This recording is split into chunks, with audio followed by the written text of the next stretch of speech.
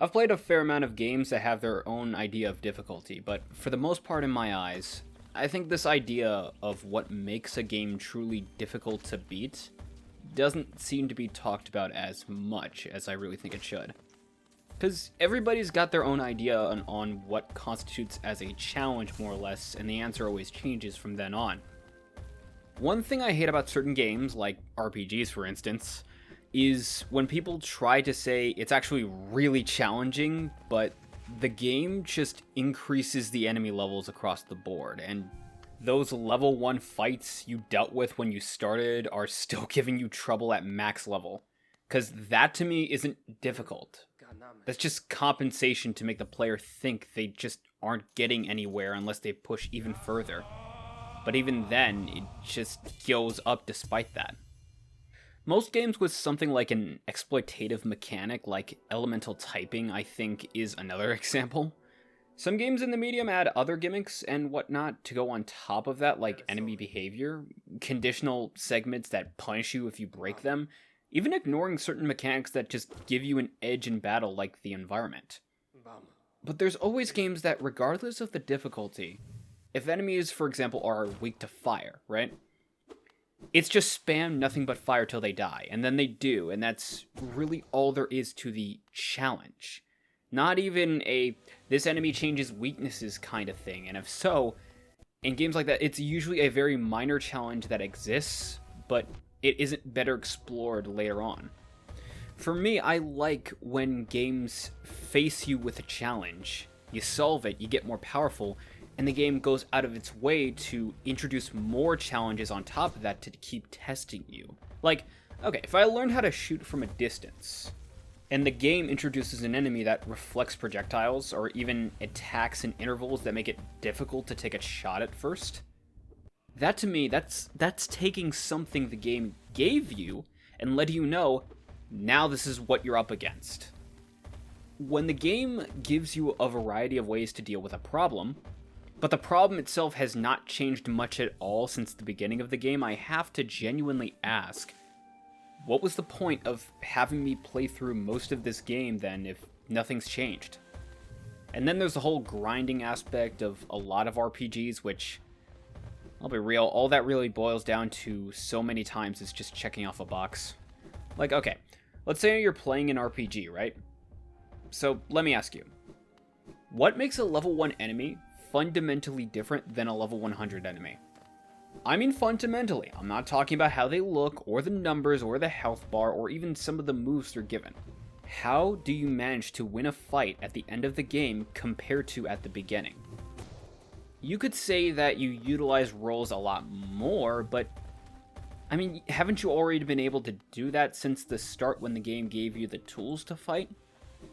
Genuinely, what makes the challenge that much different?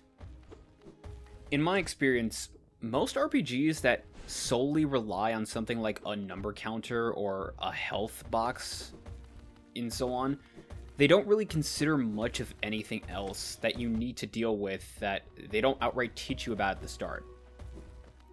Like, okay, bosses you come across that have new things, gimmicks, mechanics, so on and so forth to deal with, that's a good start, but what about the rest of the game? Let's say I'm faced off with spiders at the beginning of the game, and the spiders at the beginning just bite me. And then let's say I'm faced off against some spiders at the end, and they just bite me. But now it's venomous, I guess. Aside from that one addition, how has the game prepped you to this point? Now let's take that same scenario, right? But let's say the spiders at the beginning bite me, like normal, but the more I get stronger, the more the spiders change over time as well. So newer spiders now can summon others, for instance. They can summon other spiders, and then I get more stronger after that. And then you have to deal with a new wave of spiders, and these new wave of spiders, for instance, have something like a timer or a charge ability that you have to deal with before it goes off immediately. And then by the end of the game, you face the strongest spiders that they have to offer, and they're capable of delaying your speed and regenerating health off of attacking you, next to everything else previously established. And you have to deal with that. And by the end of the game, ideally, when you have all these different abilities and skills and methods to deal with enemies that are significantly more powerful than what you had to deal with at the start, wouldn't it make sense for the game to encourage you to use so much of what you have instead of making you feel like you should just limit yourself to the 2 to 3 options that you kind of are given out of like the 10 to 15 you have by the end of it all? And even if you are limited, right? Even if you only have like 2 to 3 options, when the game itself puts you in situations where doing the exact same things over and over and over again is more insane than it is a good idea, and you have to change how you use what limited options you have, would it still be all that satisfying if the game most of the time never tried to help you prepare for future fights and what you might or will be in for? In my eyes, if you want someone to be put to the test, to take them out of their comfort zone and actually face them against a problem, the worst thing to do is make it a problem they already know how to solve, and that they have known how to solve, and make that the entire game. In many cases, for hundreds of hours. And then those same people will wonder why they're not doing so well on the handful of other tests that the game puts so much work into that it just leads them to fail. Failure to me is necessary to eventually reach success. You need to learn from your past screw-ups and prior hurdles so that what you're facing now makes you feel like you've come a long way, not just in the future. Consider this for a second. If you're playing a game that you're good at in the same ways over and over and over again, from beginning to end, and you find yourself being like the top dog, right? You find yourself being him, you find yourself being the GOAT.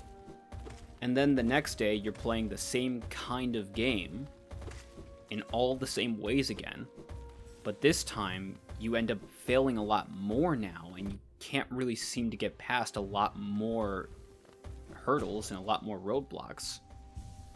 Ask yourself this: were you really facing a problem before? Or did the game just make you think there was one to begin with before?